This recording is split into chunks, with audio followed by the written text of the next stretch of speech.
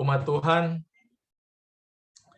di dalam kasih Tuhan Yesus Kristus, kita boleh bersama-sama kembali pada malam hari ini dengan tubuh yang sehat dan diberkati. Bukan satu kebetulan kita boleh bersama-sama kembali malam hari ini. Mungkin kita memiliki pengalaman-pengalaman pribadi bersama Yesus sepanjang pekan kemarin dan sampai saat ini. Dan kita boleh nanti ambil waktu juga untuk bersaksi di lain waktu. Namun saat ini, seperti yang kita ketahui, saudara-saudara ketahui sekalian, kita datang untuk belajar bersama, merangkumkan setiap bacaan yang sudah kita baca di rumah, masing-masing pribadi kita. Dan fokusnya pada saat ini, saya ambil fokus dari pasal 19 sampai 26. Dan saya tahu umat-umat Tuhan di sini sudah berada di pasal 35 ya. 35. Jadi terima kasih untuk kesetiaannya, dan saya juga tidak lupa untuk ucapkan terima kasih kepada kita semua yang ada di sini yang sudah memberikan bela sungkawa bagi kami keluarga sehubungan kehilangan mama saya di minggu yang lalu, sehingga ada 2 minggu lalu ya, sehingga ada beberapa kali kita tidak ikuti Bible study dengan baik. Namun pada saat ini saya juga minta maaf, saya tidak dapat menampilkan PowerPoint-nya. Tapi kita akan gunakan Alkitab kita masing-masing di rumah. Karena yang saya akan ambil dari cerita ini, hanya beberapa cerita saja yang menjadi fokus dari apa yang saya perhatikan. Saya percaya umat-umat Tuhan yang ada di rumah punya inspirasi atau pengalaman pribadi dengan ayat yang sudah dibacakan, yang sudah dibaca. Dan Tuhan memiliki, inilah uniknya Tuhan. Saya bisa pahami Alkitab itu dari latar belakang saya yang belajar teologi ya. Tapi Tuhan tidak mengesampingkan latar belakang saudara, mungkin ibu-ibu di sini, om-om, yang punya latar belakang yang berbeda, sehingga pendalaman atau pengalaman Alkitab itu akan dilihat dari cara yang berbeda. Dan itulah unik Alkitab ini. Dan saya senang tadi kesaksian di awal pertemuan ini ada yang bersaksi, aduh pendeta enak sekali baca Alkitab. Ya, memang inilah roti hidup. Dan orang Kristen sejati, dia lebih cinta untuk lebih banyak mempelajari akan karakter Kristus. Baik, mari kita datang dalam Kejadian pasal 19. Jadi, di dalam Kejadian pasal 19 ini cerita mengenai Sodom dan Gomora. Yang kejahatan kota Sodom itu sudah dicatat dari pasal 12 ketika Abraham, pasal 13 bukan 12. Pasal 13 ketika Abram dan Lot itu berpisah, di dalam ayatnya yang ke-13 sudah dicatat dosa Sodom. Dia katakan, adapun orang Sodom sangat jahat dan berdosa terhadap Tuhan. Pertanyaan, mengapa Tuhan belum binasakan waktu itu? Yang lalu saya sudah sempat sentil, mengapa alasan Tuhan tidak langsung membinasakan kota Sodom? Karena Tuhan selalu datang dengan amaran dan nasihat. Allah kita bukanlah Allah yang semena-mena. Begitu tahu jahat, langsung dia binasakan. Kadang-kadang kita mengambil posisi Tuhan, kita tempatkan karakter kita dalam posisi itu. Jadi kalau orang jahat, kita langsung ambil tindakan, tidak memberikan kesempatan orang untuk bertobat, tidak berikan kesempatan orang untuk minta maaf, atau berikan kesempatan mereka supaya kita bisa maafkan, ada damai dalam hati mereka. Tuhan tidak demikian. Dia selalu ketika dia akan jalankan penghakiman, dia memberikan amaran. Jadi amaran pertama, dia kirimkan Lot ke kota Sodom. Amaran kedua, dia pertemukan Raja Sodom dengan Abraham melalui perang dengan Kedorlaomer. Dan amaran ketiga, dikirimkan malaikat. Dan ini ayatnya dia mulai dengan kata ini. Kedua malaikat itu tiba di Sodom pada waktu petang. Lot sedang duduk di pintu gerbang Sodom, dan ketika melihat mereka, bangunlah ia menyongsong mereka, lalu sujud dengan mukanya sampai ke tanah. Perhatikan karakter Lot, bandingkan dengan cara Abraham, waktu dia melihat Tuhan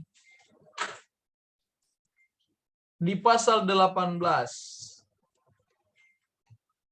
Pasal 18, kita mulai di ayat 1, dia katakan, kemudian Tuhan menampakkan diri kepada Abraham dekat pohon terbantin di Mamre, sedang ia duduk di pintu kemahnya waktu hari panas terik. Ketika ia mengangkat mukanya, ia melihat 3 orang berdiri di depannya. Sesudah dilihatnya mereka, ia berlari dari pintu kemahnya, menyongsong mereka, lalu sujud ia sampai kemana? Sampai ke tanah. Jadi, ciri Lot, karakter Lot mengikuti karakter Abraham. Makanya itu tujuan Tuhan mengirim Lot ke tanah Sodom. Supaya melalui karakter Lot, orang Sodom melihat bahwa sifat ramah tamah itu penting.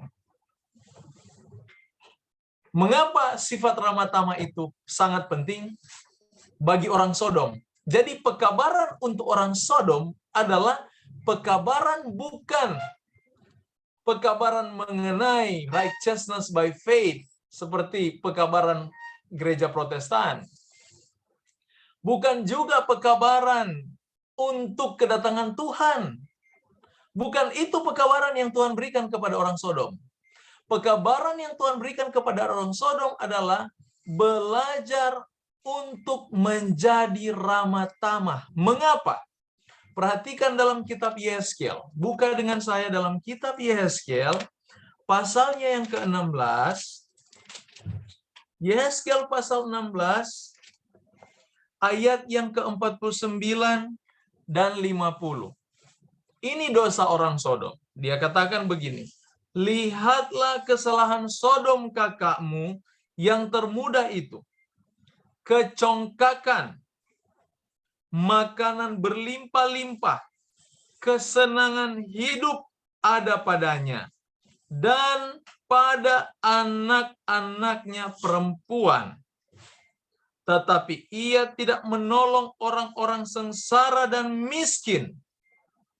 Saudara, di dalam keterangan ini, dia lanjut ayat 50. Mereka menjadi tinggi hati dan melakukan kekejian di hadapanku. Ini dosa Sodom.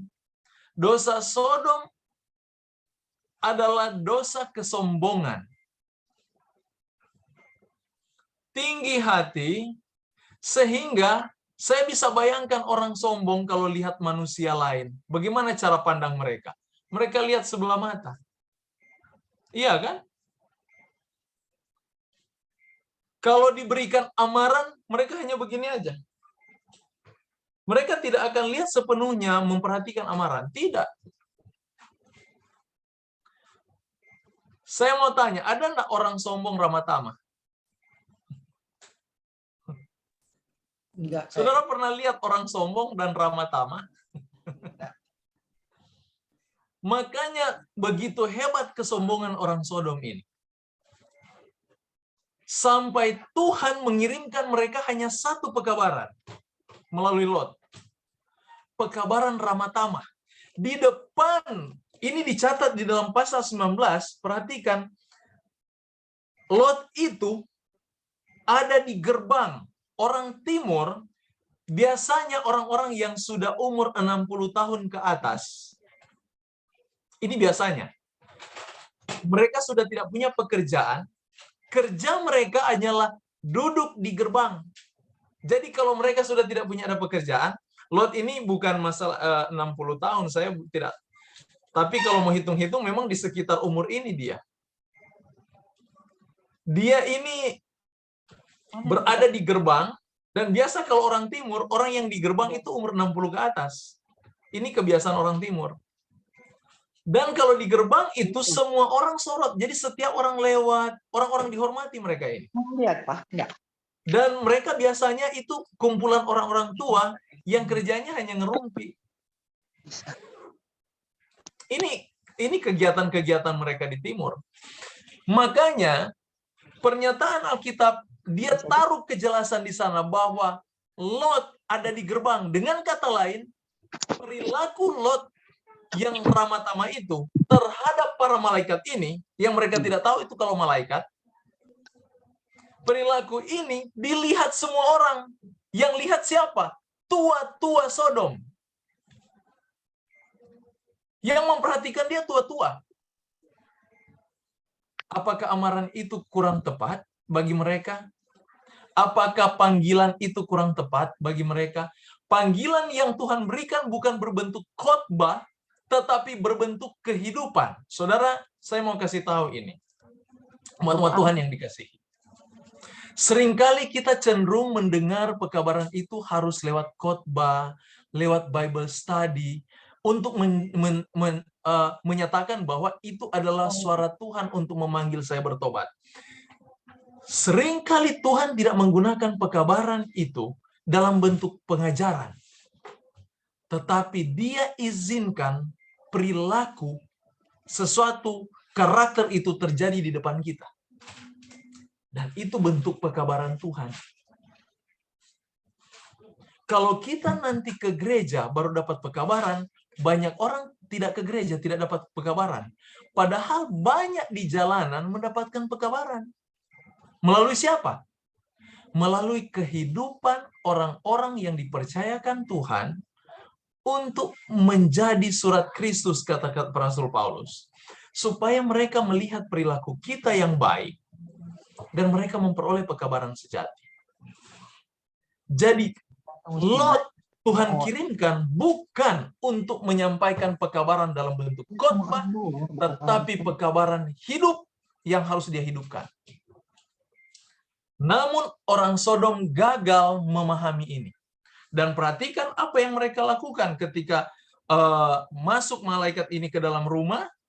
Dia katakan, mereka berseru kepada Lot. Yang datang itu dia katakan, di ayat 4, orang-orang lelaki dari kota Sodom itu, dari muda sampai yang tua. Wah, hebat sekali ini. Bahkan seluruh kota, tidak ada yang terkecuali, datang mengepung rumah itu. Mereka berseru kepada Lot, di manakah orang-orang yang datang kepadamu malam ini? Bawa mereka keluar kepada kami supaya kami pakai mereka. Lalu keluarlah Lot menemui mereka ke depan pintu, tetapi pintu ditutupnya di belakangnya. Saudara, kebiasaan orang timur, bentuk pintu mereka berbeda dengan pintu kita. Kalau pintu mereka, kalau sudah ditutup, tidak bisa dibuka dari luar. Yang bisa buka itu tuan rumah. Ini kebiasaan, ini kebiasaan. Makanya jangan heran, saudara, ada gambar-gambar Tuhan Yesus yang mengetok, saudara perhatikan, ada gambar lukisan.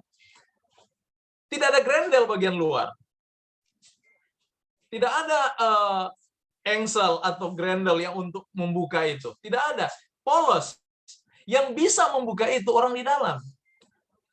Jadi bayangkan Lot Dia tutup pintunya, apa yang dia melakukan? Dia korbankan hidupnya demi menyelamatkan orang lain. Sebenarnya peristiwa Lot ini, karakter yang ditunjukkan itu adalah karakter Kristus. Dia menggambarkan sifat Yesus yang mau berkorban untuk menyelamatkan orang lain. Siapa yang dia selamatkan? Orang asing. Saudara bayangkan. Sebenarnya ini menjadi pekabaran Yesus bagi kita. Yesus mati, dia korbankan dirinya, dia bukan menyelamatkan orang Israel, tapi orang Indonesia, orang asing. Saudara lihat cinta Tuhan. Jadi gambaran Lot kehidupan Lot sudah menggambarkan citra Kristus di sana. Dia tutup pintunya dan dia katakan begini, saudara-saudaraku, jangan kiranya berbuat jahat. Kamu tahu aku punya 2 orang anak perempuan yang belum pernah dijamah laki-laki. Baiklah mereka kubawa keluar padamu, perbuatlah pada mereka seperti yang telah kamu pandang baik. Pernyataan Lot ini ada beberapa komentar, saya tidak taruh sini komentar-komentarnya, tetapi beberapa komentator teolog, mereka memberikan komentar seperti ini, dan mereka katakan apa yang dilakukan Lot itu dipengaruhi oleh sifat orang Sodom, di mana bukan hanya Sodom, tapi juga pembawaan ketimuran, di mana perempuan itu tidak ada harga. Itu mengerikan. Jadi dengan kata lain, ketika Sodom menyerahkan anaknya perempuan, dia membawanya di dalam citra atau karakter orang Sodom. Dia berikan anaknya perempuan satu-satunya, anaknya perempuan, kedua anak perempuannya, bebas digunakan asal dia selamatkan. Dengan kata lain, orang lain ini, para malaikat ini, dia sendiri tidak tahu kalau mereka itu malaikat. Tetapi sifat pengorbanan Lot itu mempengaruhi keluarganya juga. Di dalam rumah tangga, karakter seorang ayah dapat mempengaruhi anak-anaknya. Bayangkan kalau Lot perintahkan demikian, tidak mungkin anaknya tidak akan ikut. Mereka akan turut apa yang dikatakan ayahnya. Tetapi perhatikan cerita ini, demikian sifat dosa. Coba perhatikan jawaban orang-orang ini. Ketika dia katakan, jangan kiranya berbuat jahat, saya berikan anak perempuan saya padamu, mereka belum pernah dijamah laki-laki, pakai mereka sesuka hatimu. Tapi mereka berkata, enyahlah. Lagi kata mereka, orang ini datang ke sini sebagai orang asing dan dia mau menjadi hakim atas kita. Saudara lihat sifat dosa. Mereka sudah tidak lagi merasa, sebenarnya sense mereka sudah hilang. Makanya dari kata Sodom muncul kata sodomi, di mana ada perkawinan sesama jenis. Karena dalam cerita ini mereka tuntut laki-laki, dan yang menuntut ini bukan hanya 1-2 orang, seluruh kota, baik tua dan muda. Jadi bayangkan dosa ini sudah menyatu. Dosa ini sudah menyatu bagi orang Sodom. Demikian umat Tuhan yang akan menghadapi manusia di akhir zaman. Ketika manusia duniawi, manusia-manusia daging bersatu untuk membinasakan umat Tuhan di akhir zaman. Di sini Tuhan akan bertindak. Jadi umat Tuhan yang saya cintai, jangan takut dengan orang-orang yang senang dengan dosa. Karena kita pasti Tuhan akan lindungi. Tetapi saya mau ingatkan satu hal. Doa Yesus dalam Yohanes pasal 17, dia katakan, biarlah mereka menjadi satu sama dengan kita. Saudara jangan pernah berpikir setan juga tidak melakukan hal yang sama. Kalau Tuhan punya cita-cita untuk memiliki persatuan roh untuk seluruh umatnya, menjadi satu pikir, satu tujuan, satu dalam segala hal. Demikian setan, dia punya grup yang akan memiliki satu dalam berpikir, satu dalam konsep, dalam misi dan visi, mereka menjadi satu. Siapa pecinta dosa, mereka akan menjadi satu pikiran. Dan perhatikan cerita Sodom ini. Satu kota memiliki satu pikiran yang sama. Bayangkan, tidak pandang muda dan tua. Mereka ingin ambil laki-laki dan mereka tidak hiraukan perempuan. Mereka tidak sadar lagi bahwa mereka itu laki-laki yang dimana kebutuhan seksualitas mereka itu kepada perempuan. Tetapi dosa menguasai mereka sampai mereka tidak sadar mereka itu gendernya apa. Saudara lihat bagaimana hebatnya dosa itu bekerja. Jangan pernah bermain dengan dosa. Jangan terlalu lama bicara bergumul dengan dosa. Orang Kristen selalu bilang, saya bergumul pendeta dengan dosa. Berapa lama engkau akan bergumul dengan dosa? Tinggalkan dosa itu cepat. Karena kalau tidak, dia akan rusakkan setiap senses, setiap perasaan kita, sehingga ada di satu titik di mana kita tidak lagi merasa bersalah dengan kesalahan. Demikian orang Sodom. Benar-benar sudah puncak dosa mereka, dan Tuhan izinkan cerita ini muncul.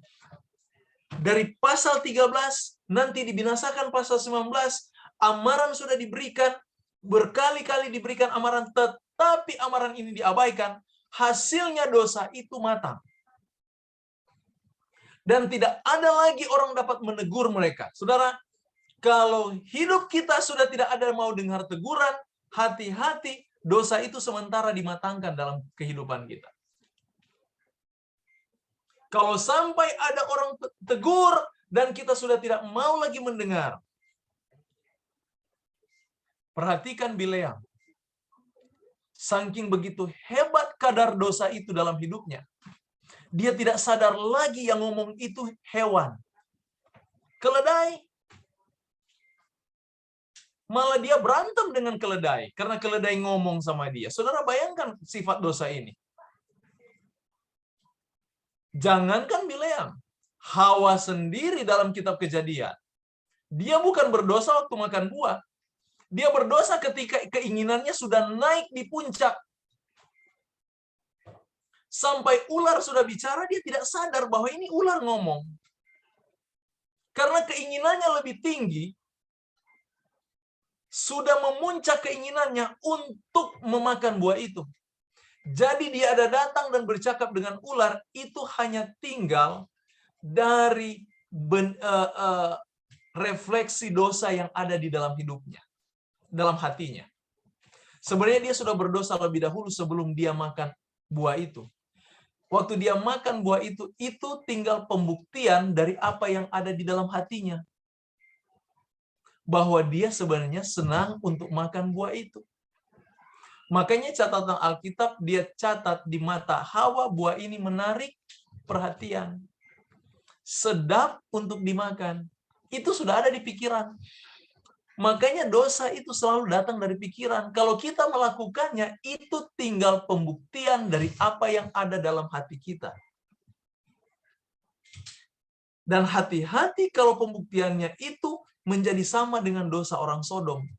Sehati sepikir mereka hanya untuk mengambil seorang laki-laki. Dan yang datang laki-laki. Hebat sekali ini.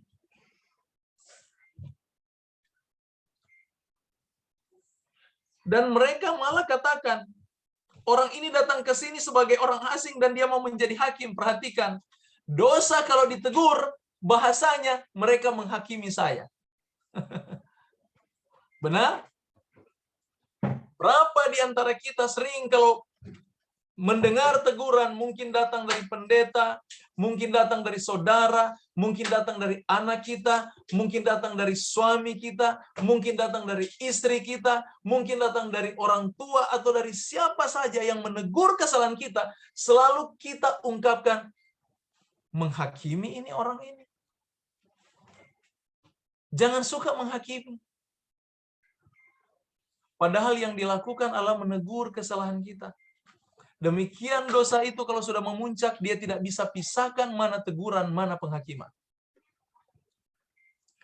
Mana teguran yang untuk membawa keselamatan atau penghakiman. Menghakimi atau mempersalahkan, memojokkan dia. Berbahagialah kalau kita merasa terpojok ketika kita berbuat dosa. Karena keadaan itu adalah panggilan Tuhan untuk menyadarkan kita supaya kita bertobat. Jangan kita terpojok, tersinggung, dan kita tinggalkan Tuhan, kita benci orang yang menegur kita. Karena demikian yang dilakukan oleh orang-orang Sodom. Mereka merasa bahwa Lot menegur mereka dengan belas kasih sampai mau menyerahkan anaknya. Mereka anggap kebaikan-kebaikan yang ditunjukkan Lot itu sebagai satu penghakiman bagi mereka. Sebagai satu kejahatan bagi mereka. Demikian sifat dosa itu kalau dia matang di dalam jiwa, dia akan melihat semua kebaikan umat Tuhan sebagai satu kejahatan atau satu penghakiman. Demikian yang terjadi dengan Yesus. Segala kebaikan Yesus dianggap Beelzebul untuk orang Farisi. Dia menyembuhkan orang sakit, mereka katakan dia Beelzebul, pekerjaan setan. Dia menjamah dengan tangannya yang penuh kasih untuk menyembuhkan, tapi mereka katakan dia ini pengikut setan. Dia menegur kesalahan dengan tangisan, dengan air mata supaya mereka boleh bertobat, tapi mereka katakan dia datang untuk menghakimi kita. Saudara, demikian sifat dosa itu. Sifatnya selalu mempersalahkan hal yang benar.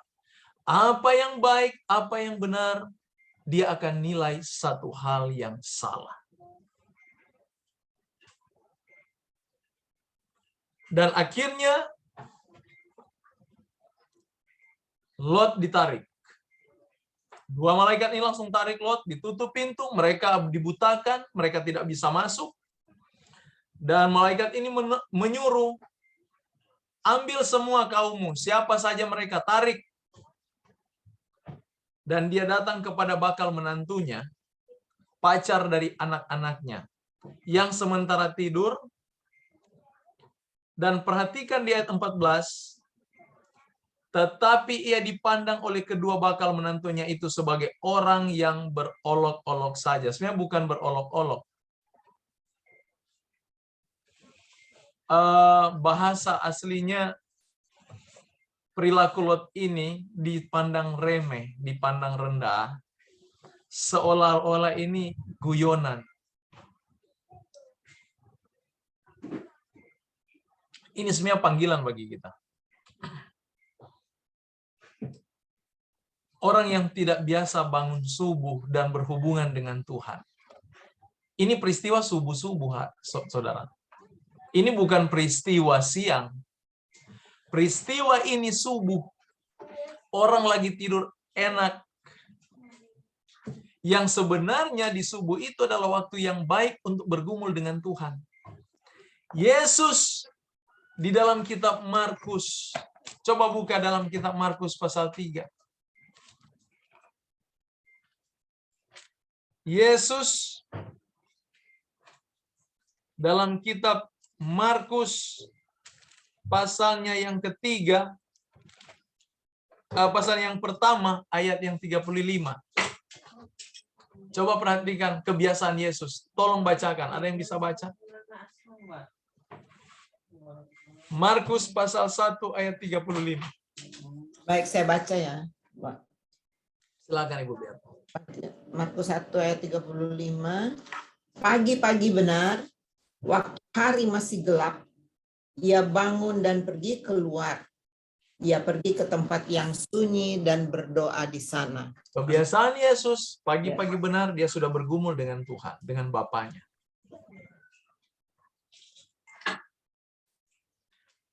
Di dalam cerita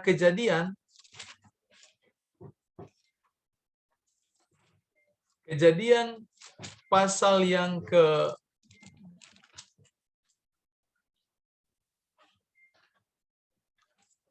ketika Yakub bergumul dengan Tuhan pun pagi-pagi benar. Jadi perhatikan karakter orang Sodom. Selain mereka ini makmur, tinggi hati, dan sombong, mereka cirinya orang malas karena saking makmurnya menjadi malas. Makanya kedua bakal menantu ini bermalas-malasan di tempat tidur, padahal mereka dipanggil untuk diselamatkan. Mereka tidak mau ikut. Saudara, bukan salah kita Tuhan berikan kemakmuran. Itu baik, itu karunia. Tapi jangan jadikan kemakmuran itu sama dengan orang Sodom menjadi satu sarana untuk menciptakan kemalasan kita. Tidak ada orang ke surga orang malas. Tidak ada sama sekali. Semua ke surga orang rajin. Tidak ada orang malas. Otaknya tidak akan pernah diam. Ada saja yang akan dia lakukan untuk pengorbanan pada orang lain. Mengorbankan diri untuk orang lain. Untuk kebaikan-kebaikan orang. Jadi tidak ada orang malas. Kedua bakal menantu ini malas. Susah bangun pagi. Makanya ketika dibangunkan pagi-pagi benar, mereka anggap ini satu permainan. Dan mereka tidur. Akhirnya malaikat itu katakan, tinggalkan mereka. Dan mereka pergi, mereka lari. Saya tidak akan bahas satu persatu ayat ini. Tetapi ada hal-hal yang penting yang ingin saya tekankan, yang ingin kita perhatikan. Di mana cerita ini, Lot di pasal 30 sampai 38, anak-anak Lot yang dipengaruhi dengan cara hidup orang Sodom, mereka berani tidur dengan bapak mereka. Yang akhirnya melahirkan Moab dan Bani Amon. Yang Tuhan tidak izinkan kedua bangsa ini masuk di dalam jemaat Tuhan. Saudara boleh dapat itu di dalam kitab Ulangan. Tuhan yang atur bahwa dia katakan bahwa orang Moab, orang Amon tidak boleh masuk sebagai jemaat Tuhan. Ulangan pasal 23 ayat 3. Coba tolong bacakan. Ulangan 23 ayat 3. Mengapa? Karena perilaku anak-anak ini tidak pernah disenangi Tuhan. Perilaku ini adalah perilaku orang Sodom.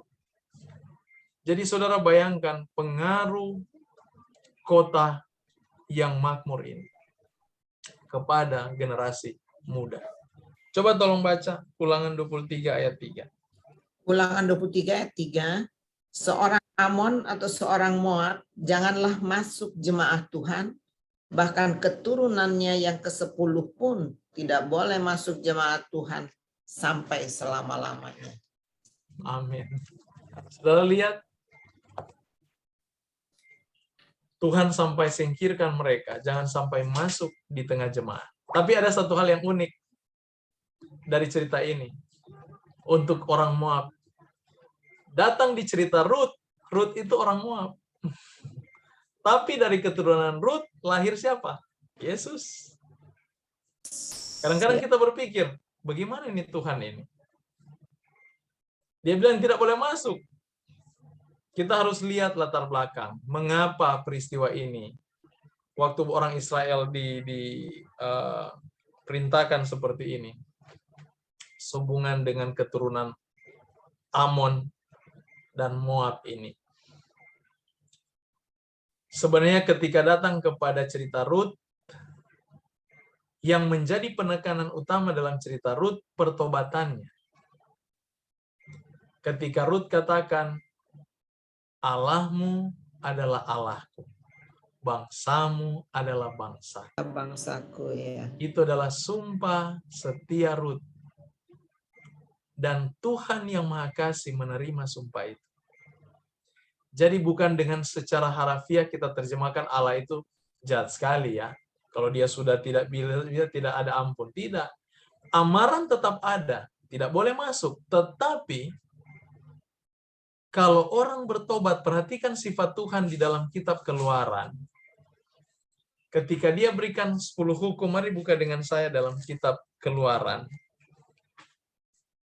Pasalnya yang ke-20, waktu dia umumkan hukum itu kepada bangsa Israel. Ayatnya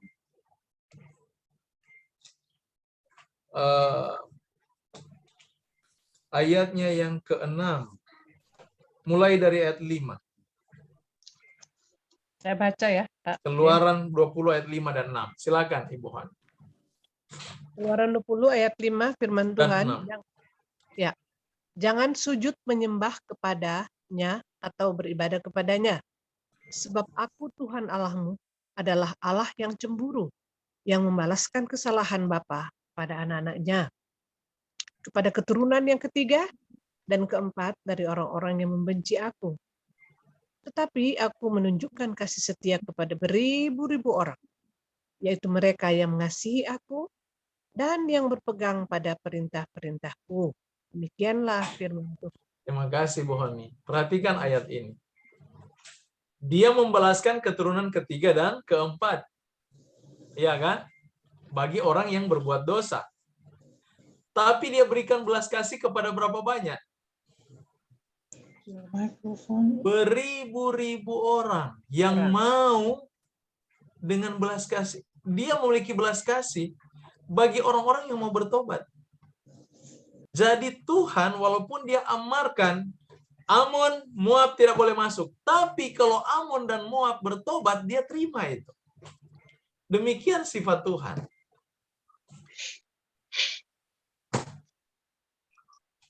Mungkin ada di antara kita merasa bahwa kita anak haram. Ini juga satu kekuatan. Perhatikan ayat sebelumnya di pasal 23. Pasal 23 ayat 2 dari kitab Ulangan tadi. Seorang anak haram janganlah masuk jemaat Tuhan. Bahkan keturunannya ke-10 pun tidak boleh masuk jemaat Tuhan. Bayangkan saudara. Satu kali ada seorang anak, dia merasa memang anak haram. Begitu dia baca ayat ini, dia merasa tidak layak. Tapi dia dikuatkan ketika dia baca dengan Keluaran pasal 20 tadi. Bahwa Allah menunjukkan kasih setia, walaupun anak haram, walaupun orang Moab, walaupun orang Amon yang mau bertobat. Karena dia berikan itu kepada beribu-ribu orang, bukan hanya keturunan 3, 4, dan sampai 10. Baik, saya tidak akan lama di sini. Kita lompat saja untuk pasal 20 sehubungan dengan Abraham dan Abimelek. Jadi ceritanya Abraham dan Abimelek ini, Abraham bohong sama Abimelek ya. Kita tahu sama ceritanya, bukan? Di ayat 6, perhatikan di sana. Cara Tuhan bicara sama Abimelek. Berfirmanlah Allah kepadanya dalam mimpi, aku tahu juga bahwa engkau telah melakukan hal itu dengan hati yang tulus. Ingat, Abimelek mengambil Sarah dengan ketulusannya. Karena dia menerima informasi dari Abraham bahwa Sarah itu adiknya. Bukan main ini Abraham seorang beriman ya. Walaupun, makanya Alkitab ini itu mencatat semua dosa-dosa manusia. Kecenderungan-kecenderungan kita manusia. Tetapi Tuhan selalu memberikan jalan keluar. Makanya Alkitab ini adalah surat kasih Allah untuk melepaskan manusia dari dosa. Kalau saya katakan Alkitab ini adalah cerita di mana Allah mendemonstrasikan kasih-Nya kepada manusia yang tidak layak untuk diselamatkan. Hanya cerita Alkitab yang kita bisa temukan peristiwa seperti ini. Saudara baca buku, kalau saudara pernah baca Al-Quran, saya pernah baca Quran, Tripitaka. Kitab-kitab ini, mereka banyak dengan syair, dengan cerita-cerita yang bagi saya untuk mendalaminya, karena maksudnya begini ya, untuk mendalami dari kitab-kitab ini, kalau seperti Tripitaka lebih kepada falsafah hidup. Kalau seperti Quran, dia menceritakan latar belakang, bukan menceritakan bagaimana menyelamatkan, tapi bagaimana menyelamatkan, bukan menceritakan bagaimana keselamatan yang Tuhan dapat berikan, tetapi bagaimana mereka menyelamatkan diri sendiri. Itu kalau saya simpulkan dari apa yang saya baca. Tapi beda dengan firman Tuhan ini. Saya melihat dalam segi yang lain, bahwa Tuhan selalu dia ingin supaya kita mengetahui bahwa apa yang dialami Abraham, apa yang dialami Yakub, apa dialami bapak-bapak, nabi-nabi, itu juga yang kita alami hari ini. Hanya mereka itu bukan masalah Tuhan bicara langsung kepada mereka. Kita juga Tuhan bicara langsung kalau kita baca Alkitab. Kalau kita mengerti firman Tuhan, kita baca firman-Nya. Tuhan bicara langsung. Hanya pengalaman-pengalaman mereka ini menjadi pengalaman kita. Itu yang dicatat dalam kitab Petrus, kan? Bahwa pengalaman yang mereka alami itu menjadi pengalaman kita untuk menghadapi hari-hari terakhir. Jadi apa yang mereka alami, kita alami. Nah, yang kita perhatikan bagaimana tindakan-tindakan Tuhan untuk menyelamatkan mereka. Dalam hal ini, bayangkan Abimelek ini seorang yang bukan anak perjanjian. Kalau mau katakan ini orang kafir, tapi perhatikan pernyataan Tuhan baginya. Aku tahu juga bahwa engkau telah melakukan hal itu dengan hati tulus. Maka aku pun telah mencegah engkau untuk berbuat dosa terhadap aku. Bayangkan itu. Ini orang kafir. Tuhan bicara kepada orang kafir. Allah mencoba untuk melepaskan orang kafir ini supaya tidak melakukan dosa. Sedangkan orang kafir Tuhan buat demikian, apalagi kita yang disebut anak-anak Allah, yang sudah menerima darah perjanjian Kristus. Tidak sanggupkah Tuhan dapat menyelamatkan kita untuk melakukan dosa? Supaya tidak melakukan dosa. Abimelek saja Tuhan lindungi supaya tidak melakukan dosa. Makanya lihat pernyataan Tuhan. Aku tahu Abimelek, kamu lakukan itu semua dengan tulus.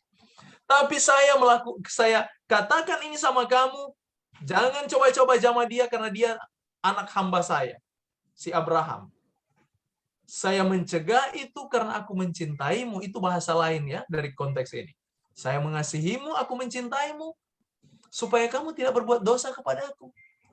Saudara, kalau kita baca firman ini, kita perhatikan ya, bagaimana Tuhan sangat mencintai orang-orang berdosa. Yang kita anggap kafir sekalipun. Orang-orang yang tidak layak menerima kebaikan Tuhan. Sebenarnya orang Yahudi juga, mereka belajar ini, mereka mengerti bahwa Allah selalu melakukan kebaikan kepada bangsa-bangsa di luar orang Israel. Kebaikannya tetap sama. Jadi kabar Injil itu bukan nanti di kitab Matius, Markus, Lukas, dan Yohanes. Injil itu sudah ada dari kitab Kejadian. Bahwa Allah mencintai bangsa-bangsa di luar bangsa Israel. Dan di pasal 21 ini, saya garis bawahi di ayat 12. Allah berfirman kepada Abram, janganlah sebal hatimu karena hal anak dan budakmu itu. Dalam segala yang dikatakan Sarah padamu, haruslah engkau mendengarkannya sebab yang akan disebut keturunanmu ialah yang berasal dari Ishak. Mengapa? Ini peristiwa waktu Ismail dan Hagar itu diusir.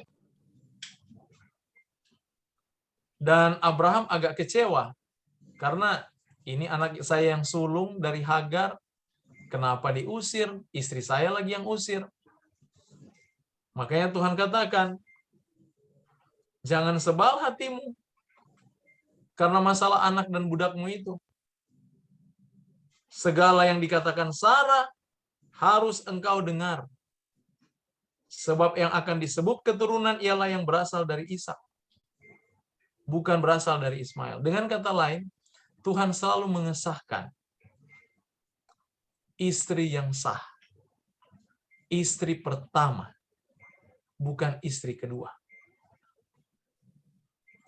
Kalau kita maju sedikit di dalam cerita peristiwa Yakub, seringkali kita jadikan yang jagoan ini Rahel atau Lea. Kalau kita perhatikan di cerita Yakub, selalu kita jagokan si Rahel. Rahel, ya. Betul tidak? Iya, Tapi betul, tidak ya. demikian dengan Tuhan. Oh, tetap yang pertama. Perhatikan ya, ceritanya Lea. di sini. Saya mau tanya. Sebelum itu mari kita buka dulu anak-anak dari Lea. Anak-anak dari Lea. Kalau anak-anak Rahel hanya 2. Yusuf dan siapa? Benyamin. Saya mau tanya, anak perjanjian itu muncul dari Yusuf, dari keturunan Rahel atau keturunan Lea? Keturunan Keturunan Rahel. Lea.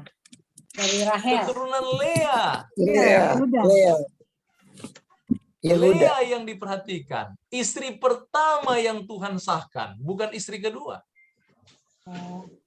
Saudara lihat dalam cerita ini, sama dengan cerita Abraham. Yang Tuhan sahkan itu anak dari keturunan istri pertama, bukan keturunan istri kedua. Karena Tuhan selalu mengurapi pernikahan yang pertama, bukan pernikahan yang kedua. Saudara lihat cerita ini.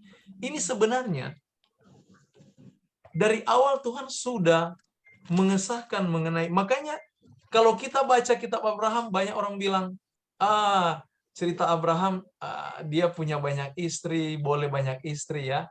Ada, itu kan cerita, mengizinkan adanya, poligami ya. Banyak istri.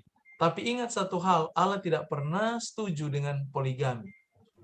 Dia selalu mengesahkan istri pertama, walaupun mereka semua ini. Yakub sekalipun, walaupun orang yang dia cintai itu datang kedua menjadi istri kedua, tapi tetap Tuhan sahkan yang istri pertama, si Lea, bukan si Rahel.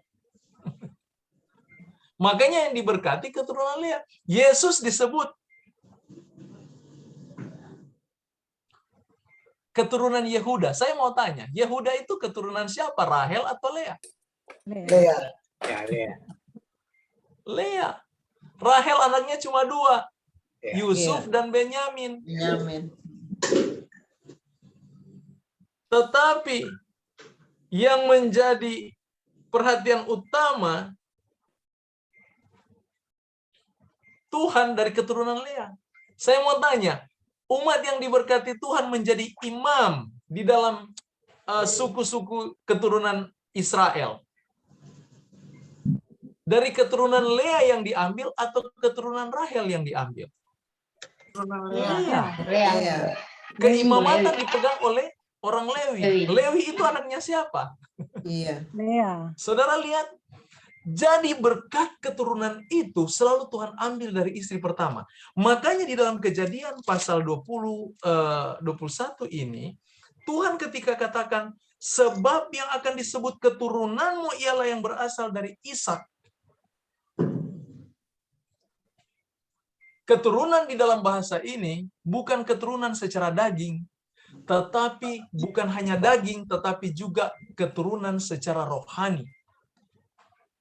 di mana keturunan Ishak, keturunan Yakub, keturunan Abraham ini dihitung sebagai bapak-bapak beriman. Jadi dengan kata lain, sebagaimana ungkapan kitab Roma, kita disebut keturunan Abraham bukan keturunan secara daging, tapi keturunan secara rohani. Karena mengapa kita disebut keturunan rohani? Karena kita disebut orang-orang beriman, yang iman itu diperhitungkan sama dengan iman Abraham. Sama dengan keturunan Abraham, keturunan Ishak, keturunan Yakub, dan sebagainya. Bapak-bapak pendahulu kita. Sementara Ismail, bukan Tuhan tidak berkati dia. Tuhan berkati dia, bahwa dia akan menjadi pembesar juga. Oke.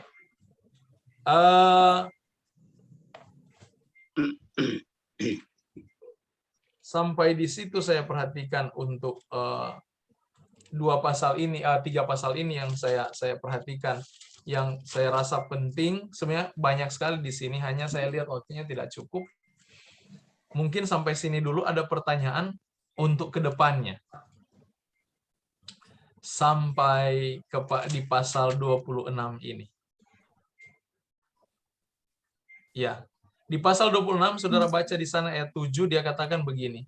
Ketika orang-orang di tempat itu bertanya tentang istrinya, berkatalah ia, dia saudaraku. Perhatikan apa yang dilakukan Abraham dilakukan juga oleh anaknya Ishak.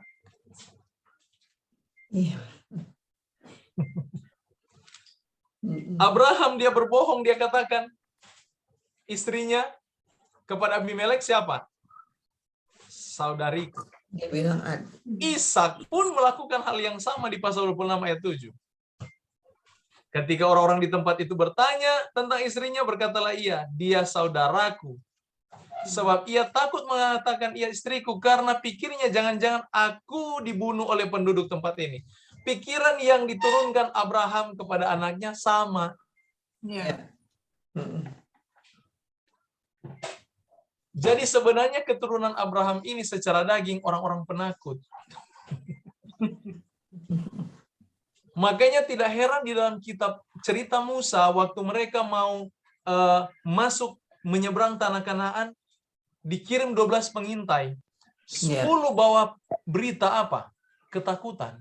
Dan orang Israel bersungut karena takut. Jadi sebenarnya kalau mau hitung dari transenden atau keturunan Abraham, dari genetik Abraham ini adalah seorang penakut. Tapi pertanyaan, mengapa mereka selalu menang? Karena ketergantungan mereka kepada Allah. Abraham berani memanggil Allah itu El Shaddai karena dia tahu dia sebagai pelindung, sebagai perisai, sebagai gunung batu. Pelindung. Gunung batu itu bagi pemahaman orang timur, apalagi orang timur yang senang berperang ya. Dan orang timur memang terkenal senang berperang. Gunung batu itu adalah fondasi paling kuat bagi mereka. Kalau mereka sudah berada di gunung batu, musuh yang ada di lembah mati habis itu. Karena mereka pikir mereka sudah bisa kuasai. Jadi mereka selalu berada di gunung batu. Di dalam pemikiran di mana pelindung itu, di gunung batu itu paling nyaman. Jadi waktu Abraham menyatakan Allah sebagai El Shaddai, dia sementara membawa satu konsep berpikir mengenai perlindungan Tuhan yang tiada taranya. Sementara dia sendiri dan keturunannya adalah keturunan penakut. Coba perhatikan contoh, saya mau kasih contoh di sini. Pembuktian bahwa orang Israel itu penakut. Ini cerita waktu mereka berperang dengan bangsa Ai. Hanya berapa orang yang mati? Tidak banyak. Hanya hitung dengan jari. Tetapi mereka langsung mundur, semuanya mundur. Mereka takut untuk maju.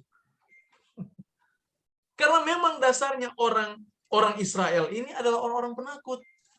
Mengapa mereka berani? Mereka hanya diberanikan. Makanya mereka selalu lihat Saul.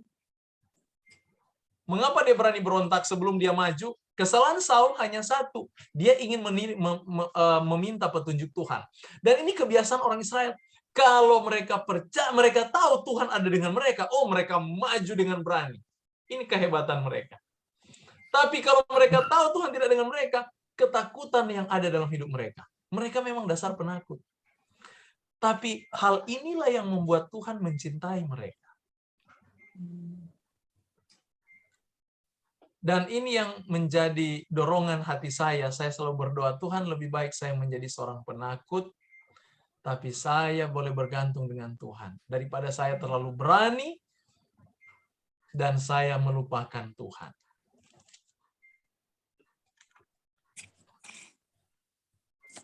Orang-orang Israel,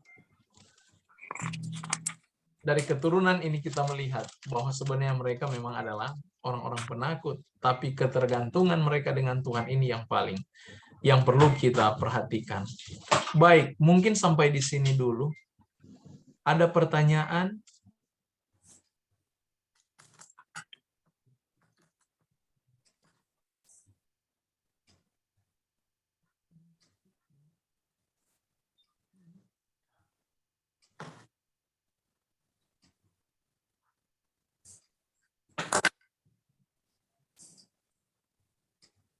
Pendeta James. Pendeta James freeze. Oh.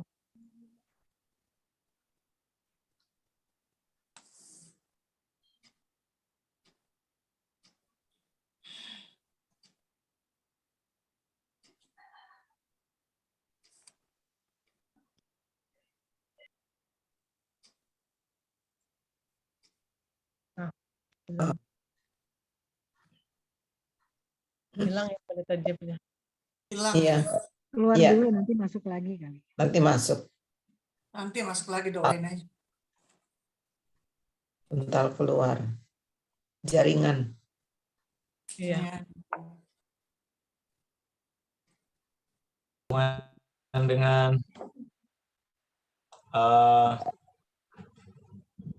internet kami di sini tiba-tiba mati, lampunya juga.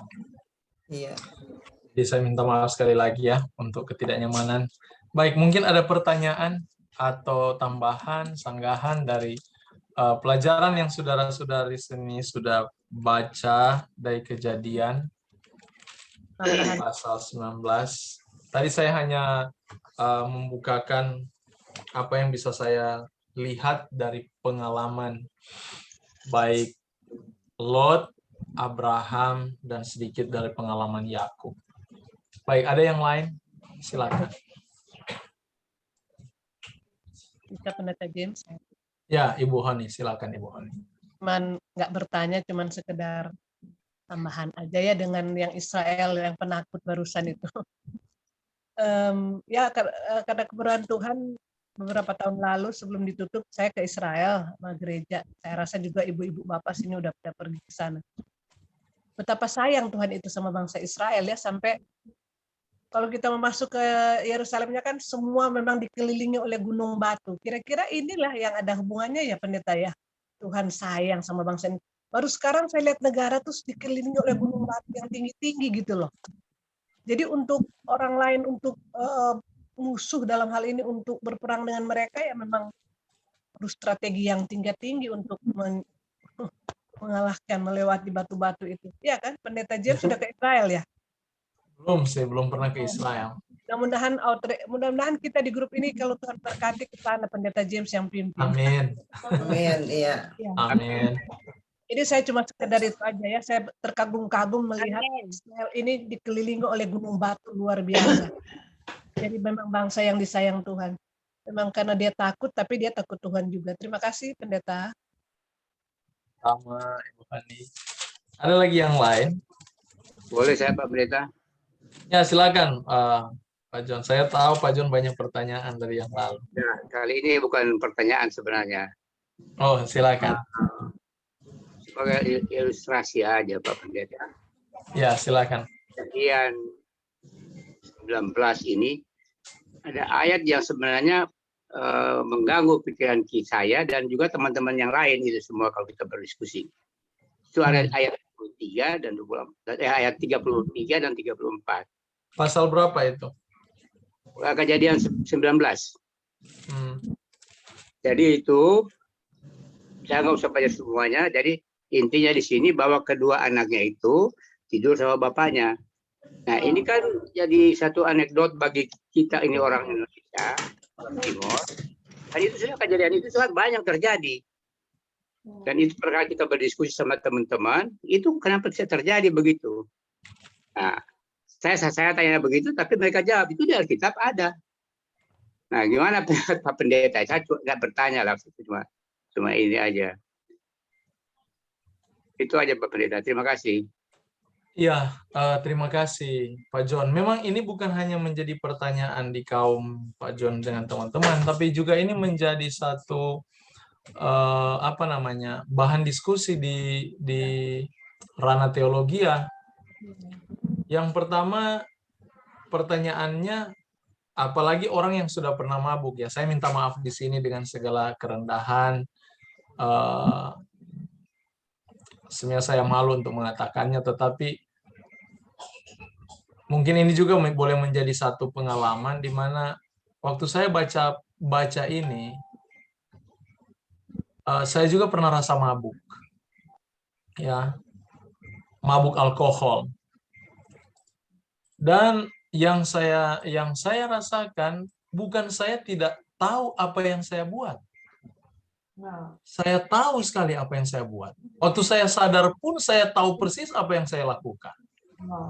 Toh itu saya sudah mabuk berat. Mabuk dengan minuman orang Manado yang cap tikus itu yang saya pikir bakar menyala. Tapi saya tahu semua apa yang saya lakukan. Yang mengherankan saya di dalam cerita Kejadian 19 ini dan beberapa komentar juga coba saya bacakan. Bagaimana mungkin Lot tidak tahu apa yang dilakukan kepada anak-anaknya. Malam sebelumnya dia mabuk dengan yang tua. Malam berikutnya dia mabuk, bungsanya dia tidur. Jadi sebenarnya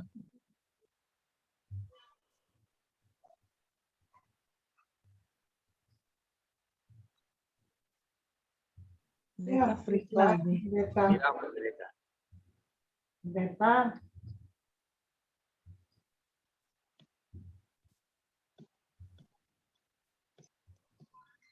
Internetnya lagi jelek. Iya. Signalnya ya, jaringannya jelek. Iya. Lot itu terpengaruh sama Sodom itu. Pura-pura mabuk.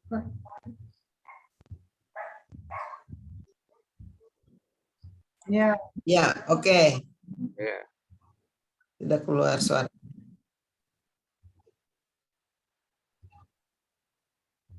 bisa kedengaran suara saya? Bisa. Koneksi saya di sini agaknya buruk. Shalom, bisa kedengaran ya? Bisa. Saya lihat koneksi di di tempat saya ini buruk. Nah, Iya. Atau off kamera dulu kali, Pak Pendeta. Off kamera supaya nggak terlalu berat.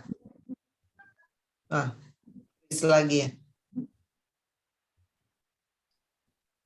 Off kamera, off semuanya.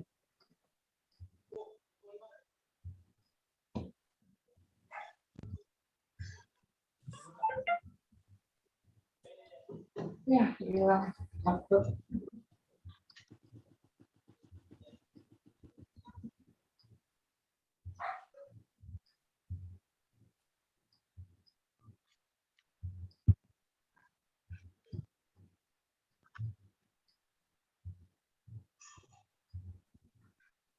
Ya, keluar lagi nih. Nah, kan entah lagi. Oh. tes. Ya, sudah oke. Bisa dapat ini. Aduh, saya minta maaf ya. Ini koneksi buruk sekali. Jadi sebenarnya bukan dia tidak tahu, dia tahu dia apa yang dia lakukan. Yang saya dapati begini ya, saya juga pernah mabuk. Dengan kata lain, yang masalah dengan orang mabuk, pertimbangannya jadi lemah. Kan di situ masalah orang mabuk. Dia sudah tidak bisa lagi memberikan keputusan antara yang baik dengan yang jahat. Itu kelemahannya. Jadi apa yang dia pikir, dia akan lakukan. Capek dia untuk berpikir lebih lama untuk menyimpulkan satu hal yang baik. Orang mabuk sifatnya seperti itu. Jadi kalau dia mabuk ditambah hawa nafsunya meluap, dia akan lakukan apa yang diperintahkan oleh tubuhnya, yang berasal dari pikirannya. Jadi sebenarnya di sini bukan Lot tidak tahu apa yang dilakukan. Dia tahu apa yang dilakukan. Makanya tidak heran anak-anak yang dilahirkan bagi Lot ini tidak diberkati Tuhan. Tuhan tidak pernah terima untuk menjadi bagian dari umat pilihan. Malah di kitab Ulangan tadi yang kita sudah bacakan, keturunan ini ditolak. Mereka ditolak. Jadi memang betul apa yang Pak John sudah bicarakan tadi, masalah ini memang ini yang makanya di sini juga untuk pernyataan Amsal, anggur itu pencemooh, ya. Dia membawa pikiran kita kepada hal-hal yang makanya ada lebih baik orang Kristen itu tidak menyentuh alkohol. Ya. Jangan pernah menyentuh alkohol. Karena tidak baik otak ini dijamah oleh barang demikian. Ada lebih baik. Ya. Karena pengalaman-pengalaman di dalam Alkitab, Nuh saja sampai telanjang karena mabuk, kan itu bukan lagi menunjukkan karakter yang benar. Jangan kita lihat Nuh mabuk, kita juga ikut mabuk. Nuh bisa kok, kan dia nabi. Bukan begitu kan kita belajar Alkitab. Nah, Lot saja bisa mabuk, toh diizinkan. Tapi perhatikan di dalam cerita ini, dalam cerita kitab Kejadian ini, sehubungan dengan Kejadian pasal 16, saya ingin kita lihat penekanan di cerita ini. Lot itu Tuhan suruh lari kemana? Perhatikan, Lot itu ditarik malaikat, dia suruh mereka lari kemana? Ke pegunungan. Iya kan? Ya. Coba perhatikan di ayat 17. Sesudah kedua orang itu menuntun mereka sampai keluar, berkatalah seorang dari salah satu malaikat ini, dia katakan kepada Lot, larilah, selamatkanlah nyawamu, janganlah menoleh ke belakang, dan janganlah berhenti dimanapun juga di lembah Yordan. Larilah kemana dia bilang? Ke pegunungan. Ya. Supaya engkau jangan mati lenyap. Lot minta lari kemana? Malaikat suruh lari ke gunung. Dia minta lari kemana? Izinkanlah aku pergi ke Zoar. Ya kan? Iya. Di ayat yang ke-19 dia bermohon. 18 mulai. Janganlah kiranya demikian Tuanku. Bayangkan Tuhan sudah suruh lari ke gunung. Dia bermohon, janganlah demikian Tuanku. Sungguhlah hambamu ini telah dikaruniai belas kasihan di hadapanmu. Dan Tuanku telah berbuat kemurahan besar padaku. Dengan memelihara hidupku. Tapi jika aku harus lari ke pegunungan, pastilah aku akan tersusul oleh bencana itu. Sehingga matilah aku. Padahal malaikat bilang apa? Lari ke gunung supaya engkau jangan mati lenyap. Tapi perhatikan cara Lot menjawab. Sepertinya dia lebih pintar dari malaikat. Iya kan? Iya. Jangan suruh lari ke sana, nanti saya binasa. Pergilah ke kota yang sebenarnya kota yang Lot mau pergi itu, kota Zoar itu mau dibinasakan juga oleh Tuhan. Iya, Tapi oleh karena permohonan Lot, Tuhan menghargai permohonan itu. iya, jadi tidak jadi dibinasakan. Nah, lihat ceritanya di sini. Sesudah di Zoar, apakah dia ada pergi ke Zoar? Iya, Tidak. Di ayat 23, matahari telah terbit menyinari bumi ketika Lot tiba di Zoar. Iya kan? Tiba di Zoar, lalu Tuhan menurunkan hujan belerang dan dia bakar kota Sodom. Ayat 30, perhatikan ayat 30. Pergilah Lot dari Zoar dan ia menetap bersama-sama dengan kedua anaknya perempuan di mana? Pegunungan. Pegunungan akhirnya. Lot ini tipe orang keras kepala. Iya, Tuhan suruh lari pegunungan, dia bilang, nanti saya mati lenyap di sana. Padahal mereka bilang supaya kamu terlindungi, tidak mati lenyap. Tapi dia bilang, bisa saya disusul oleh api itu di sana. Ke tempat itu aja, dan dia sebut tempat itu menjadi Zoar, karena tadinya tempat itu mau dibinasakan Tuhan, tapi tidak jadi, kasih nama Zoar. Sampai di sana, dia lihat orang-orang di situ mungkin jahat. Dia lari kembali ke pegunungan. Sampai di pegunungan, disinilah anak-anaknya melakukan kemesuman dengan dia. Jadi sebenarnya tingkah laku Lot yang belang-belang ini, yang tidak ada prinsip, sudah kelihatan dari cara dia pergi. Makanya jangan heran kalau anaknya bisa luluhkan prinsipnya hanya dengan memberikan dia minuman anggur. Jadi perbuatan dia dengan anak-anaknya ini memang perbuatan yang sudah dia anggap biasa. Jadi Lot ini bukan satu contoh yang baik kalau kita lihat di sini. Iya. Tapi pertanyaan, apa maksud Tuhan menyusun cerita ini dalam kitab Kejadian? Untuk memberikan kejelasan kepada kita bahwa Tuhan menilai Lot bukan dari apa yang kita lihat, tapi Tuhan menilai Lot dari apa yang Tuhan lihat. Tuhan menyelamatkan Lot bukan dari apa yang kita lihat, tapi Tuhan menyelamatkan Lot dari apa yang Tuhan lihat.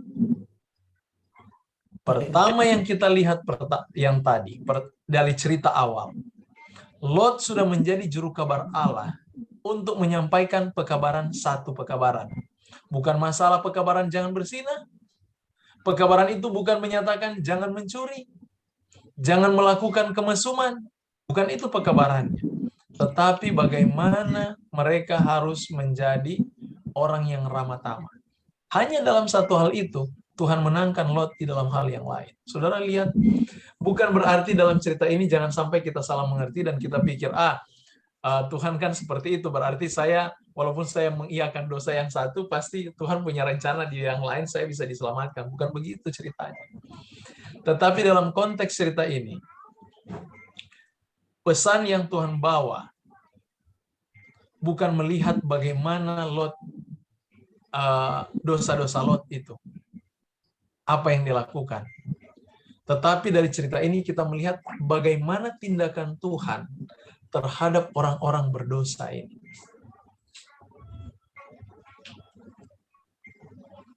Jadi kalau kita baca Alkitab, kita harus lihat dari sisi bagaimana kerjanya Tuhan.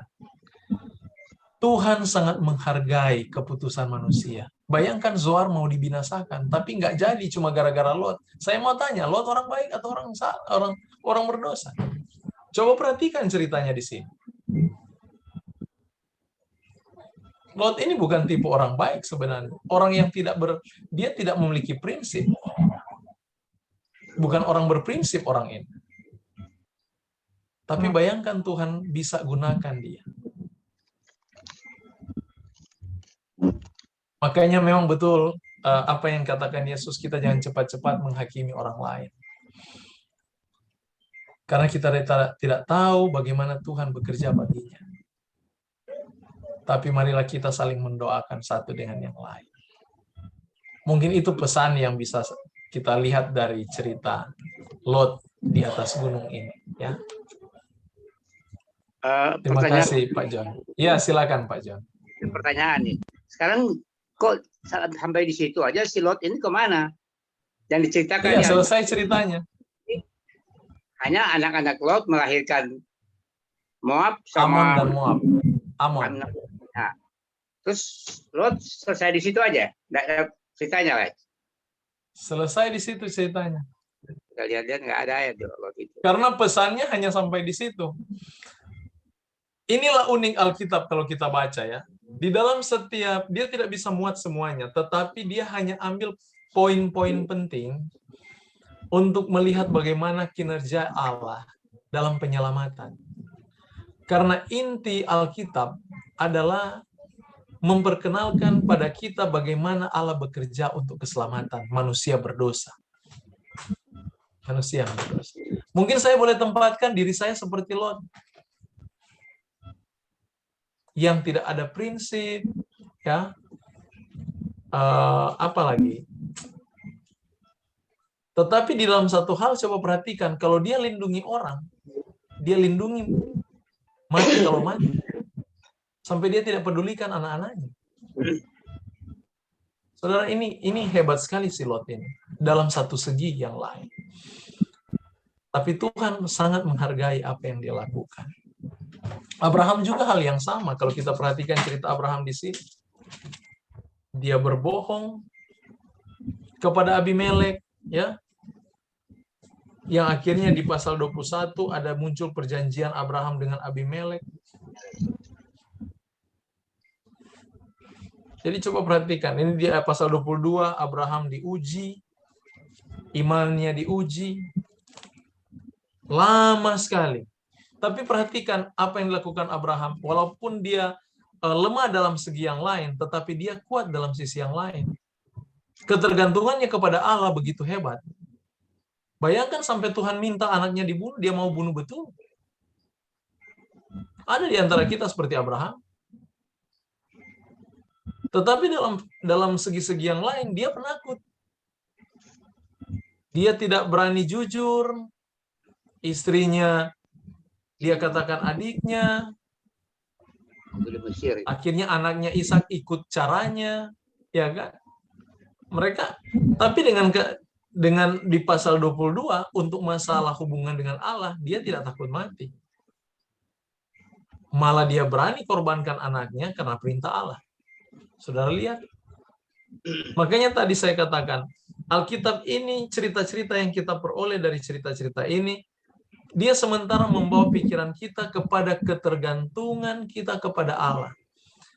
Orang-orang ini orang-orang yang lemah sama seperti kita. Lot orang yang lemah, Abraham orang yang lemah, James orang yang lemah. Tidak ada orang yang kuat, tetapi kekuatan mereka hanyalah kepada ketergantungan yang sungguh kepada Allah. Ini yang membuat mereka berhasil di dalam cerita-cerita ini. Jadi kalau kita bergantung penuh, inilah kekuatan kita. Jadi cerita Lot selesai sampai di situ. Sampai di mana? Selesai ketika peristiwa anak-anaknya dengan dia. Yang akhirnya dari keturunan dia pun tidak masuk perjanjian. Tapi Tuhan menghargai keturunan Moab dengan Rut. Yang akhirnya dari Rut muncul Yesus. Oh, itu mantunya Naomi ya? Iya.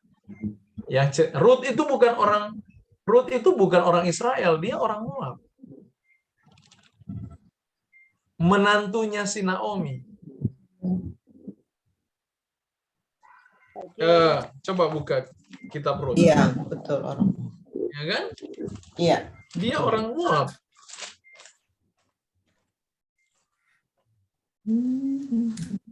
Pak James. Oke. Ya. Sorry Pak James, balik lagi ke Abraham. Kalau Iya. nggak salah Abraham itu dengan istrinya ada hubungan keluarga ya. Iya. Jadi istrinya Abraham itu, mereka ini kakak beradik lain mama. Oh, jadi dia nggak bohong dong kalau dia adiknya. Memang sebenarnya dia nggak bohong, tetapi secara sah dia lebih kuat bicara istri dibanding bicara adik. Iya. Ya, karena dia udah jadi istri. Jadi sebenarnya dia bukan bohong. Hanya di dalam tatanan sosial Hubungan lebih dekat ya. Istri. lebih kuat menyatakan istri daripada menyatakan adik. Begitu dia. Terima kasih Pak Jen. Ya, Pak Pendeta. Sama-sama, Ibu Baby. Pak Pendeta, Ya, kenapa saya berkomentar demikian?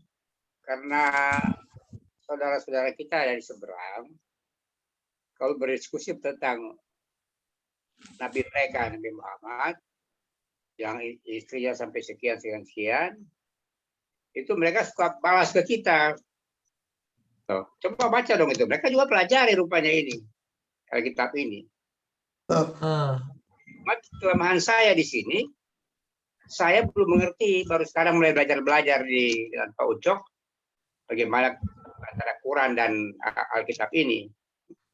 Jadi saya nggak bisa berbantah sama mereka. Karena mereka tahu nih ayat-ayat ini. Itu aja komentar saya, Pak Pendeta. masalah apa komentar maksudnya? Ya, jadi begini. Mereka kalau katakan kenapa Nabi Muhammad bisa istrinya 17, ada anak Oh, poligami poligami ya? tahun, 9 tahun, 12 tahun. Nah, mereka nge-kick balik ke kita. Ini artinya berdiskusi secara itu loh, secara logika ya. Itu bukan saling salah menyalahin, bukan. Tapi mereka suka tanya begitu ke kita. Ya. Tuh, baca lo nggak mau di kejadian sekian ini, coba lihat.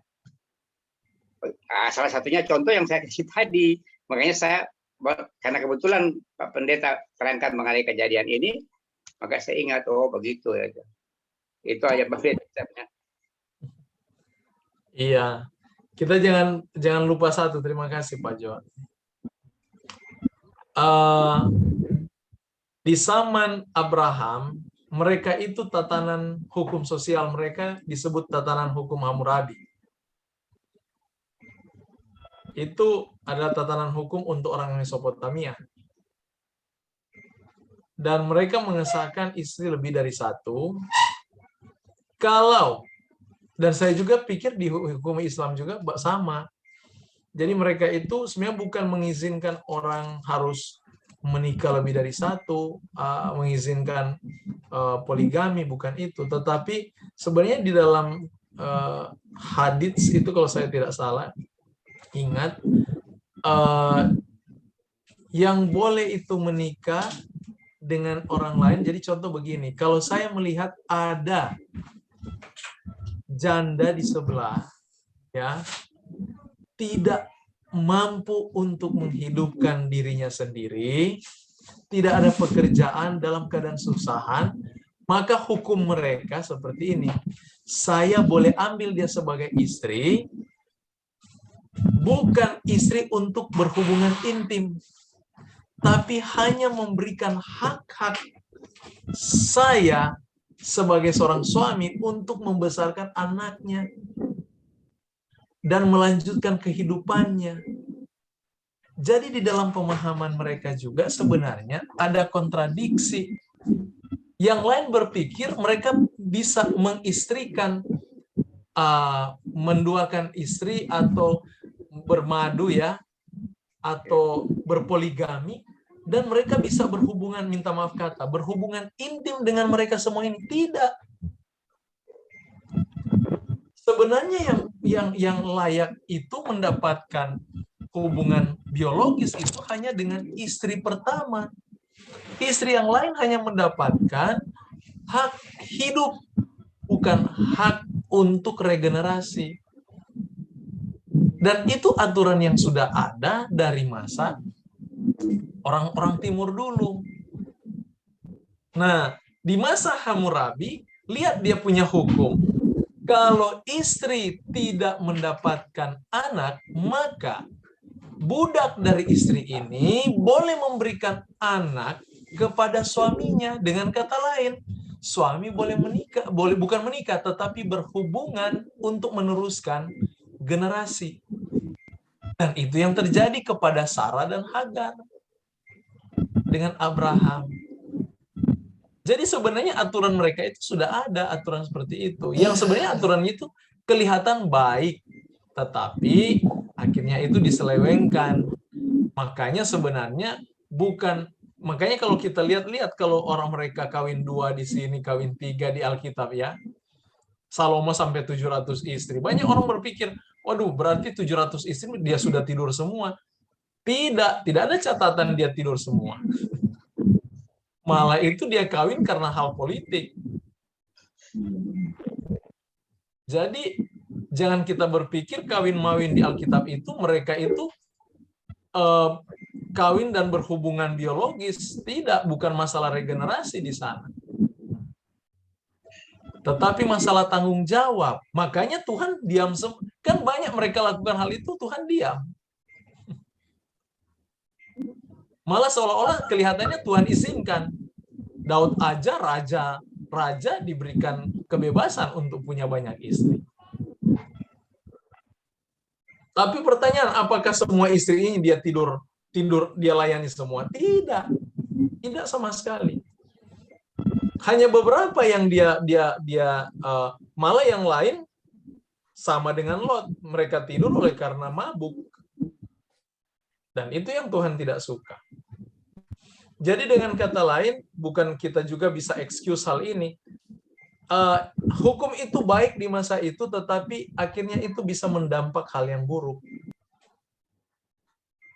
Sama dengan hukum orang timur ya.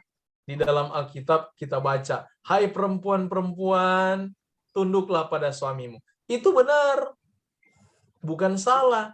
Tetapi ada oknum-oknum yang mempersalahkan hal ini yang akhirnya perempuan itu bukan lagi dipandang sebagai derajat manusia, tetapi dijadikan sebagai hanya pelampiasan, hanya hiasan, hanya hal yang ya sangat rendah lah ditaruh.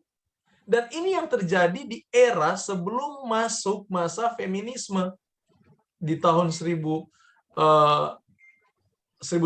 awal abad 20. Jadi banyak cerita-cerita yang kita perhatikan dalam Alkitab sebenarnya dirusakkan juga dengan budaya-budaya manusia. Tetapi Tuhan menghargai budaya itu. Bukan Tuhan tidak menghargai budaya. Tetapi disinilah Tuhan melibatkan diri untuk membuat keseimbangan antara budaya manusia yang berdosa dengan ketentuan-ketentuan dan prinsip-prinsip hukumnya. Makanya kita juga sebagai orang Kristen, kalau kita belajar, banyak orang sampai jadi ekstrim, berpikirnya ekstrim. Oh, ini salah, ini kan kekafiran, ini yang Alkitab suruh.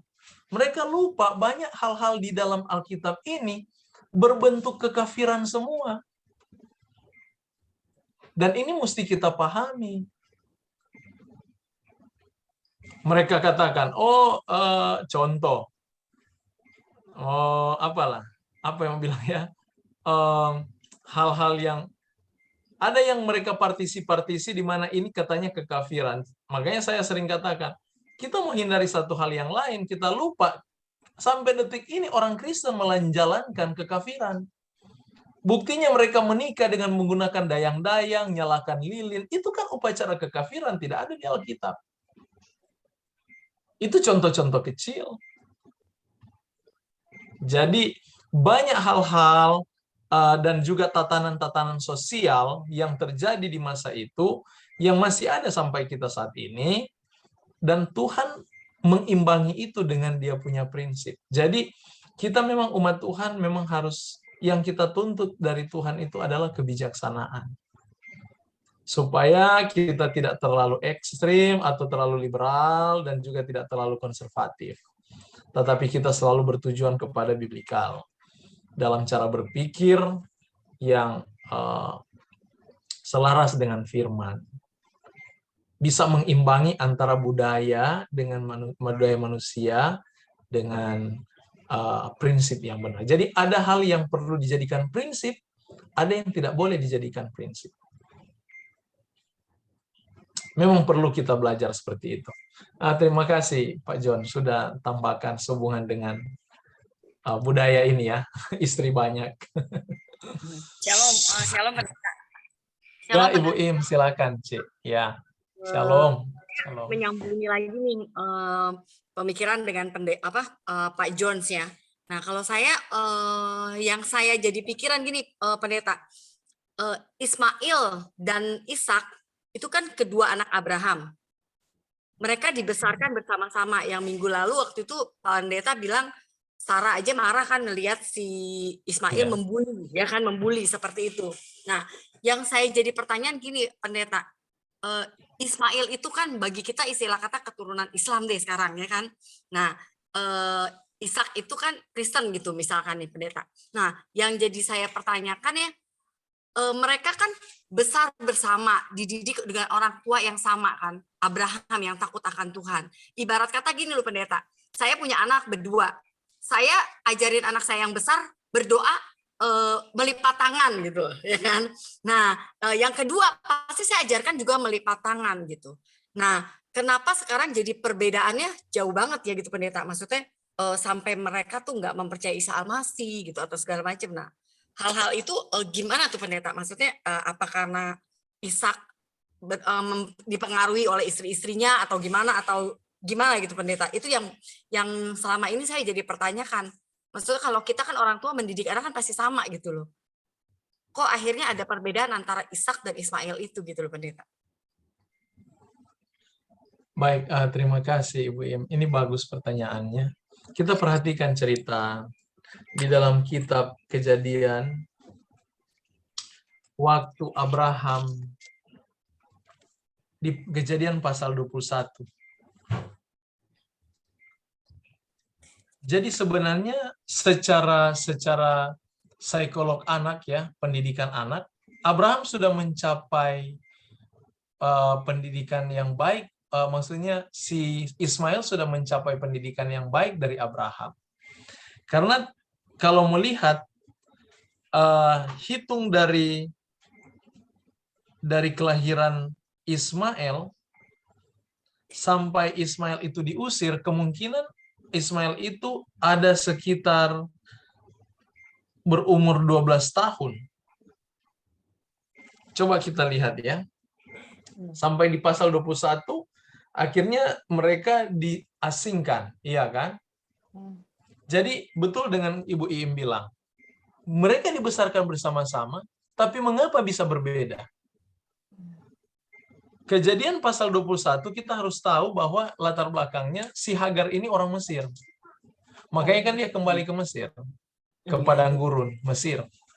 Nah, karena dia memang diambil dari Mesir. Jadi sejarah keturunan Ismail ini adalah orang Mesir yang sekarang Irak. Ismail ini memang kadang-kadang kita suka langsung partisi, ini yang turunan benar, ini yang salah. Tetapi kembali kepada pertanyaan, dua-duanya ini bersama dengan Abraham, tapi ingat satu hal, dua-duanya masih memiliki Allah yang sama. Hanya bedanya, Ishak itu berada di dalam rumah Abraham. Ismail sudah di luar rumah. Oh ya. Ini bedanya. Saya mau tanya, mana yang akan lebih banyak pengetahuan mengenai Tuhan? Yang di dalam rumah atau di luar rumah? Di dalam. Di dalam rumah yang lebih banyak. Makanya jangan heran waktu cerita Esau dan Yakub, mengapa Esau berani menjual hak kesulungan dengan harga kacang merah kepada Yakub. Dan Yakub memang itu yang dia tunggu. Kenapa? Perhatikan. Siapa yang lebih sering di rumah? Si Esau atau si Yakub? Yakub yang selalu di rumah. Esau itu sukanya apa? Keluar rumah. Dia suka berburu kan? Orang nggak ada berburu 1-2 jam. Berhari-hari, seharian dia di luar. Dia pemburu. Sementara si Yakub, dia seperti seorang perempuan, suka masak, jaga domba, menanam. Makanya dia waktu masak, datang si Esau, enak sekali masakanmu, boleh saya minta? Dia bilang, hei, ganti dengan hak kesulungan. Mengapa dia berani buat itu? Karena dia tahu dan dia dengar cerita mengenai hak kesulungan itu, bukan dari cara pandang Esau, memikirkan bahwa hak kesulungan itu adalah keuntungan duniawi, di mana dia memiliki hak untuk mendapatkan harta ayahnya. Esau memandang hak kesulungan itu hanya di dalam pandangan duniawi. Yakub melihat jauh ke depan. Karena dia tahu, dia dengar dari bapaknya bahwa kalau orang mendapatkan hak kesulungan itu, dari keturunannya lah dia akan mendapatkan anak perjanjian. Makanya dia tuntut itu. Sebagai bukti, saya mau tanya, waktu Yakub keluar dari rumah bapaknya, apakah dia bawa harta atau bawa tongkat? Apa yang dia bawa? Hanya bawa tongkat dan pakaian berapa panggal. Tidak bawa harta dia. Tapi dia sudah senang di mana dia sudah mendapatkan hak kesulungan itu, sudah diurapi dia. Pengurapan itu yang dia cari. Jadi orang yang di dalam rumah Abraham, mereka akan lebih paham banyak mengenai hal rohani dari Bapak roh Abraham. Dan ingat, Abraham masih hidup sampai Ishak lahir. Sampai Yakub lahir. Abraham masih ada. Dan dia dengar cerita opanya di rumah. Makanya dia kejar itu hak kesulungan dari saudara kembarnya, si Esau. Dia tahu cerita-cerita ini. Nah, demikian cerita Ismail. Mereka akhirnya keturunannya tidak terlalu dalam di dalam cara apa? Berpikir rohani mengenai anak perjanjian, mengenai hal-hal rohani dan yang bersifat surgawi. Kurang. Ada Hagar juga ya, Pak. Apalagi masalah penyelamatan. Iya kan? Ada pendidikan ibunya juga ya, Hagar ya, orang Mesir ya. Iya, apalagi ibunya ini kan orang Mesir. Ya, otomatis yang diceritakan adalah dongeng-dongengnya orang Mesir. Kan orang Mesir senang dengan dongeng. Makanya jangan heran kalau saudara-saudara kita ini banyak cerita yang mereka timbulkan itu cerita dongeng. Mirip dengan cerita Aladin. Ya kan? Tapi kita tidak boleh hina mereka karena kedua-duanya Tuhan berkati di dalam cerita Kejadian. Iya benar. Ismail aja bisa jadi kan punya keturunan 12 raja ya. Iya, Ibu. Makasih pendetanya, pengertiannya. Iya, sama-sama Tuhan. Saya dari kemarin mikirnya gitu kan pasti pendidikan sama. Kenapa mereka berbeda? Oh iya benar. Mereka di dalam rumah yang atau di luar. Oke pendeta, makasih banyak pendeta. God bless ya. Tuhan berkati, Cim. Pendeta, baik, masih saya sedikit nih mau nanya. Jadi ceritanya kan si Yakub ini yang menipu ayahnya itu sebenarnya itu ide mamanya, ide Ribka kan. Tapi dia pada waktu dia dia mengungsi itu sama Laban, dia juga ditipu dong. Jadi kayak langsung kebales gitu ya pendeta ya. Dikasihnya Lea, bukan Rahel. Jadi itulah bukan kesalahan Yakub, dia dapat balasannya, dia yang kena ya pendeta. Pasti. Mamanya yang punya ide. Begitu iya. Ya. Jadi ide bagaimana penipuan itu berjalan dengan baik, ide mamanya. Tapi keinginan untuk melakukan penipuan itu idenya dia. Yang ingin menipu si Yakub. Yakub itu dari awal dia memang sudah mau, bayangkan ada enggak, wajar enggak orang menjual kacang dengan hak kesulungan? Sebenarnya dia sementara menipu kakaknya. Makanya dosa ini yang dia gumuli waktu dia mau bertemu kakaknya. Salah satu dosa yang digumuli itu, dia sadar dia seorang penipu. Ya. Dan Tuhan menangkan dia. Jadi walaupun Walaupun- ibunya punya ide, tapi dia juga setuju ya dengan ide itu. Iya, Iya, makasih Pendeta. cara untuk melakukan itu, iya sama-sama, Tante Kiki. Cara untuk melakukan itu memang ide ibunya. Yang sebenarnya ini kesalahan juga antara Ishak dan si Ribka terhadap Yakub. Sebelum Yakub lahir, Tuhan sudah bilang sama mereka. Coba buka di dalam kitab Kejadian, pasal yang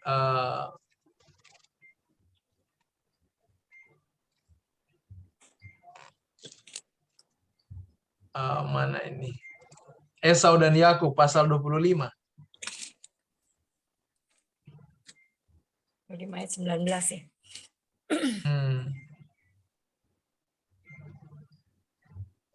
Di ayat 21, berdoa Ishak pada Tuhan untuk istrinya, sebab istrinya itu apa? Mandul. Dan perhatikan ayat 23. Tuhan katakan begini, firman Tuhan padanya, dua bangsa ada dalam kandunganmu, dua suku bangsa akan berpencar dari dalam rahimmu. Suku bangsa yang satu akan lebih kuat dari yang lain, dan anak yang tua akan menjadi hamba kepada anak yang apa? Muda. Sebenarnya Tuhan sudah beritahu bahwa Yakublah yang akan menerima hak kesulungan itu. Bukan Esau. Berarti sebenarnya Tapi oleh karena sifat Ishak dan Ribka ini yang tidak ada sabar, sampai akhirnya mereka rusakkan rencana Tuhan. Sama dengan cerita Sarah.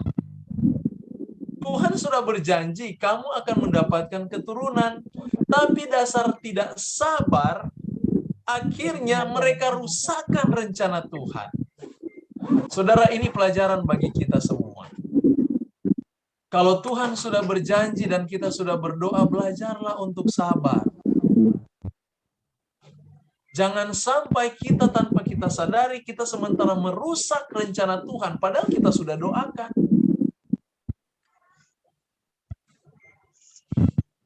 Saya sedikit kesaksian di sini. Ini baru terjadi kemarin.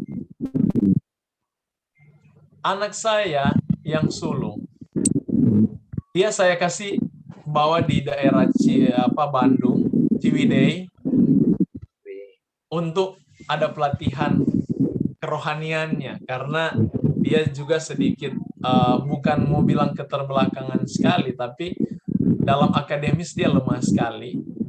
Jadi saya ingin menolong dia, diberikan tempat di sana untuk boleh mendapatkan pelayanan yang baik untuk pendidikannya. Nah, singkat cerita, dengan anak umur 14 tahun, kemarin mereka kabur dari tempat pelatihan itu. Kabur bersama temannya. Saudara, mereka kabur dan akan pergi ke, saya berpikir ini kota Bandung, kota besar, Jakarta kota besar. Kalau cuma di Manado saya berpikir mudah saya mau dapat dia. Tapi ini Bandung, saya aja masih pusing-pusing. Tapi ini kesaksian yang saya mau bagikan di sini. Saya berdoa dan minta damai sejahtera, dan Tuhan jawab. Saya minta umat jemaat di mana saya melayani, jemaat Deva Rafa, mereka doakan dan Tuhan menjawab. Dan kemarin itu hujan dan macet.